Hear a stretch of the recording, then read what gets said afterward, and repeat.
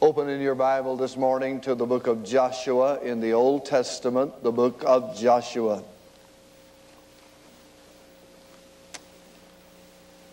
The first 5 books of Moses, then the book of Joshua, then Judges. Joshua chapter 24.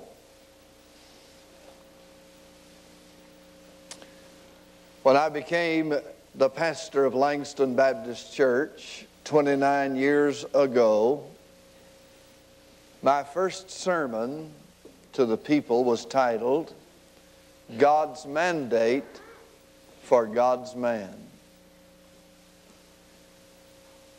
At that time, I shared my heart and vision of where I felt we were as a people and where God would have us to go.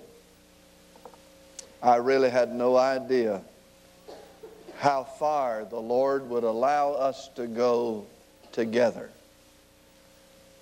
But we simply walked by faith, day by day. The situation and condition of the church in those days was critical. And unless the blessings of God had not been so graciously given, I feel certain that we as a church would not have survived. Those days could best be described as days of stress, strain, and struggle. But in the midst of it all, we found, as Chris has just sung, that the anchor holds. And as I come now to conclude my ministry as your pastor, I want to call your attention to another leader's remarks as he gives his farewell address to his nation. Joshua had inherited the leadership of the nation of Israel after 40 years of wandering in the wilderness. And immediately he led them across Jordan into the promised land.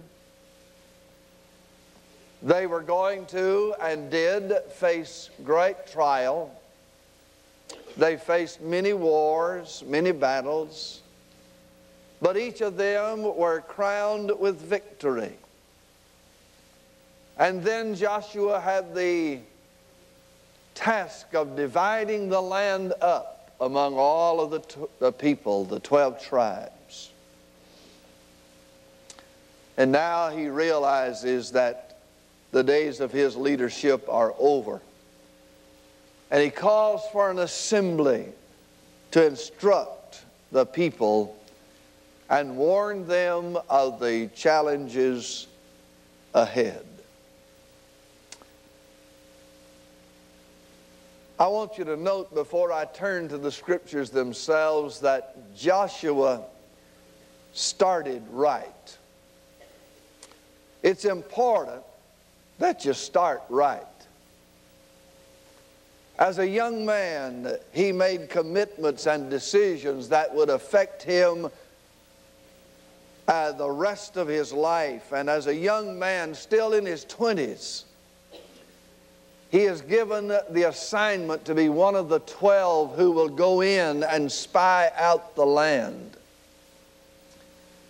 But Joshua's faith rises to the surface. And you realize almost immediately that of those who went out, Joshua is head and shoulders above the others in faith. Because while 10 of them said, the task is too great, the people are too large, the land is too vast, the work is too much, we can't do this, Joshua said, if God is with us, there's nothing we can't do.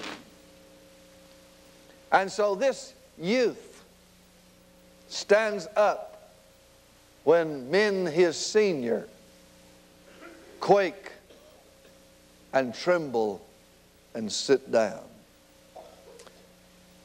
He brings a minority report that we remember much more than we did the majority report. He's a young man, but he's skilled in the ways of leadership. He's skilled in military understanding. He is a man who is given the responsibility of commanding the armies of Israel, and did so quite ably, even in those early days when they were so poorly armed and faced a mighty enemy that came out against it. We here at Langston, like Joshua, come to a time in our own life when it's time to lay down the reins of leadership that I have enjoyed for these 29 years. Like Joshua, I have dreamed the dreams, and I've cast the vision. I've led in the sacrifice. I have established the standard, and I've maintained the devotion that characterizes the life of our church today. During our years together, we have grown from a church that affects not only its own congregation, but to a people who affects the life of our city, our county, our state, our denomination, and consequently the entire world. We have paid off indebtedness. We have bought property. We have built buildings. And we have established ministries that serve the lives of others far beyond our borders.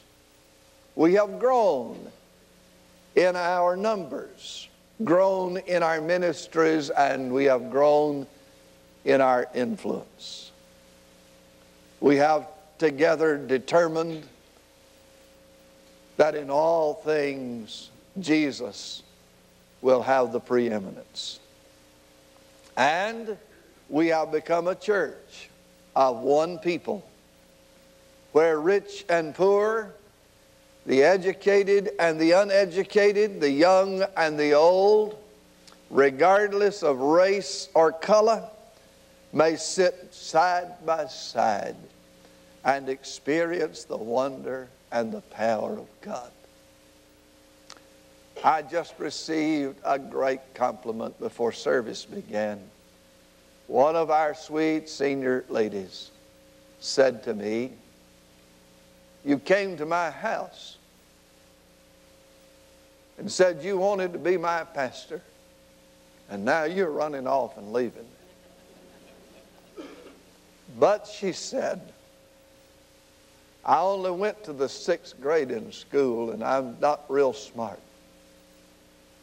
But you're the only preacher that I've ever sat under who week after week could preach the word and make it so simple that somebody like me can understand it."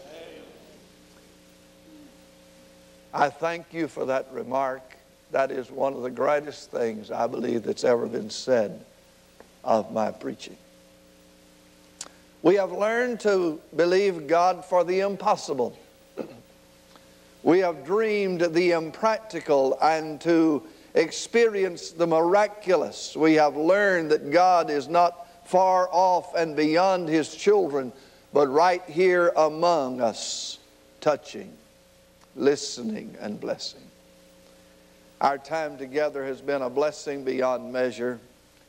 Now, however, it's time to shift the load to younger shoulders and thus prepare both you and myself for new adventures with God. In the life of Joshua, there are several parallels which I wish to call attention to in order to prepare you for the days that are to come.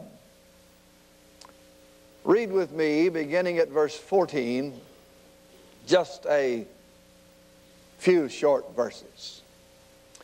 "Now therefore, fear the Lord, and serve Him in sincerity and in truth, and put away the gods which your fathers served on the other side of the flood and in Egypt, and serve ye the Lord.